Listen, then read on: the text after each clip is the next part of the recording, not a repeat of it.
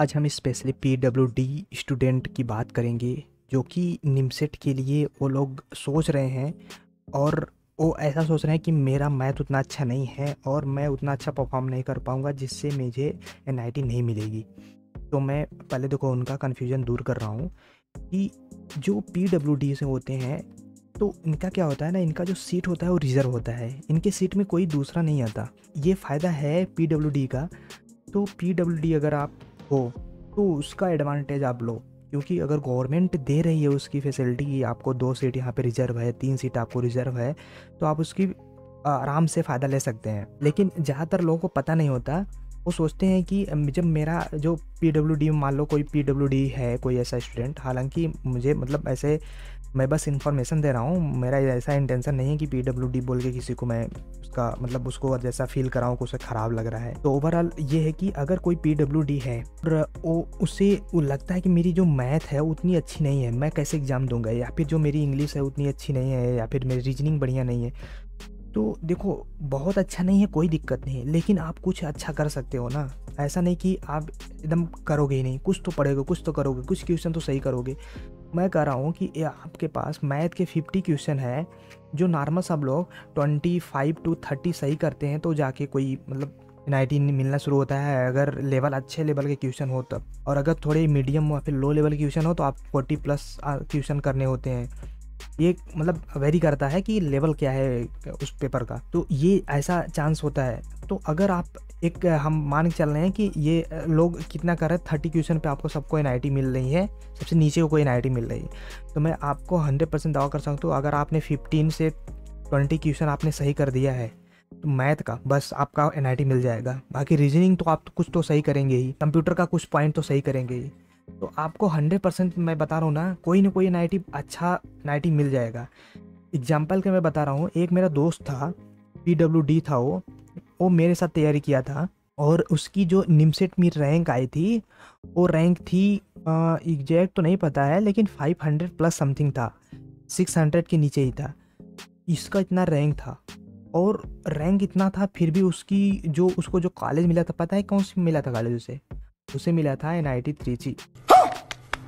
देखो ये मिलता कैसे है, मैं भी एक डेटा शो करूंगा, उसमें दिखाऊंगा ये मिलता कैसे है। देखो मान लो मान लो हमारे पास एनआईटी त्रिची है और उसके बाद फिर एमएनआईटी है, और मान लो कालीकट है। देखो अभी मैं 3 बस एनआईटी के लेकर बता रहा हूँ, इसका एग्जांपल अभी समझ जाओगे कैसे ये अलॉट होता है। जब एनआईटी त्रिची में पहले गवर्नमेंट फिक्स कर रखा है कि 2 स्टूडेंट का, मैं जो पीडब्ल्यूडी है इनका सीट यहाँ पे फिक्स है, अगर कोई पीडब्ल्यूडी आता है तो ये 2 सीट उनको मिलेगा, और अगर नहीं आता है तो ये ऐसे मतलब सेम ऐसे छोड़ दिया जाएगा, कोई नहीं इसमें एंटर करेगा। ऐसे एमएनआईटी मान लो 1 सीट है पीडब्ल्यूडी के लिए, और अगर पीडब्ल्यूडी कोई लेता है तो ठीक है, नहीं लेता है तो कोई दिक्कत नहीं है, वैसे छोड़ी जाएगी। 3 सीट जो है पीडब्ल्यूडी के लिए। मैं बस एग्जाम्पल के बता रहा हूँ कितनी सीट है, अभी मैं चार्ट दिखाऊंगा एग्जैक्ट सीट कितना है, कितने एनआईटी में, कौन से एनआईटी में। देखो होता क्या है, मान लो 3 ऐसे स्टूडेंट है जो कि पीडब्ल्यूडी है। ये जो पीडब्ल्यूडी है, इन पीडब्ल्यूडी ने एक का नंबर है 400, एक का नंबर है 300,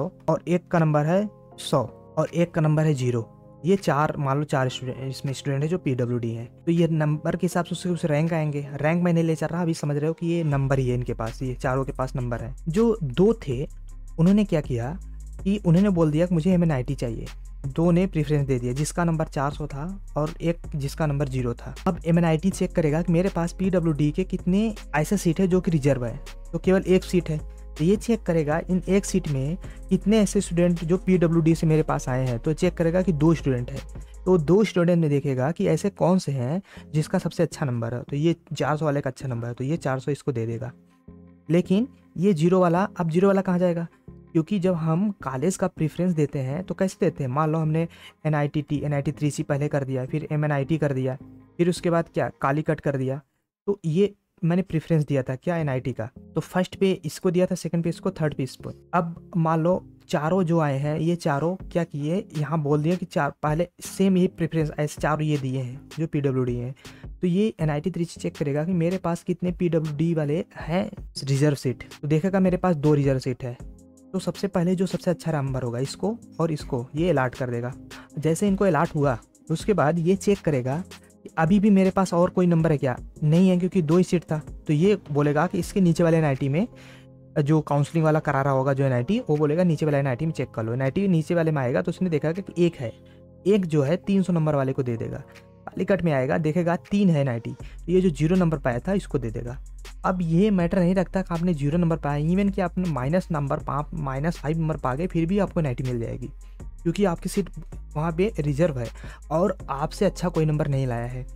तो मैं बता रहा हूँ, मेरे दोस्त का जो था उसका 500 प्लस रैंक था और उसने प्रेफरेंस जो एनआईटी त्रिची का पहला दिया था, तो एनआईटी त्रिची में 2 शायद या 1 ऐसे, 1 है या 2 है ऐसे कुछ है, उसने जो डाला था प्रेफरेंस, तो उसको 500 नंबर पे एनआईटी त्रिची पे ऐसे कोई भी प्रेफरेंस वाले फर्स्ट पे नहीं दिया था जिसका नंबर 500 रैंक हो और वो पीडब्ल्यूडी हो, तो ऐसा कोई नहीं था। तो इसने क्या किया, इसको एनआईटी त्रिची से अलॉट कर दिया। इवन कि मैं बता रहा हूँ कि 500 जो ये इसका रैंक आया था, 500 रैंक पे कोई भी पीडब्ल्यूडी था ही नहीं, इवन उसका पीडब्ल्यूडी फर्स्ट रैंक था। तो सोच लो पीडब्ल्यूडी के लिए कितना ही फ़ायदा है।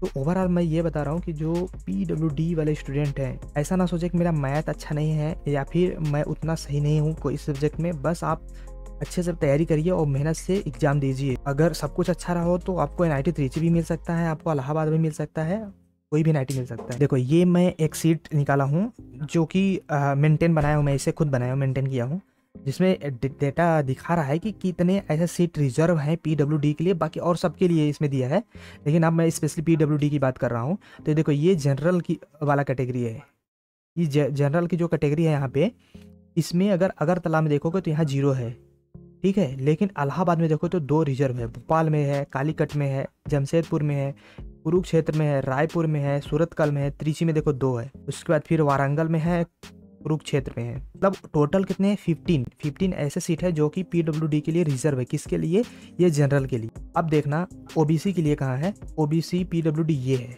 इसमें 2 सीट यहाँ भी है, इसे यहाँ पर 1 है, यहाँ पर 1 है, यहाँ पर 1 है, यहाँ पर 1 है, यहाँ 2 है, यहाँ 1 है, यहाँ 2 है, यहाँ 1 है, यहाँ 1 है। ओवरऑल यहाँ पे कितने हैं, 13 है। जो SC ST का है वहाँ पे देखना है, SC के लिए सबके सब 1-1 है, 1-1 है, ओवरऑल 9 है, और ST के लिए कम है, 4 है। अच्छा ये एक दिमाग में आता होगा ना कि इस साइड में हम जा रहे हैं तो सीट कम क्यों हो रही है। सीट इसलिए कम क्यों हो रही है कि ये जो 4 सीट है, अगर ये पीडब्ल्यूडी वाला ज़्यादा नंबर ला दिया तो ये कहाँ चला जाएगा, आगे चला जाएगा पीडब्ल्यूडी की, इन वाले सीट में घुस जाएगा या फिर इनके सीट में आ जाएगा। मतलब जो लोअर वाले कैटेगरी के होते हैं वो अपर वाले कैटेगरी के रैंक में जा सकते हैं, लेकिन अपर वाले बैक नहीं आ सकते हैं।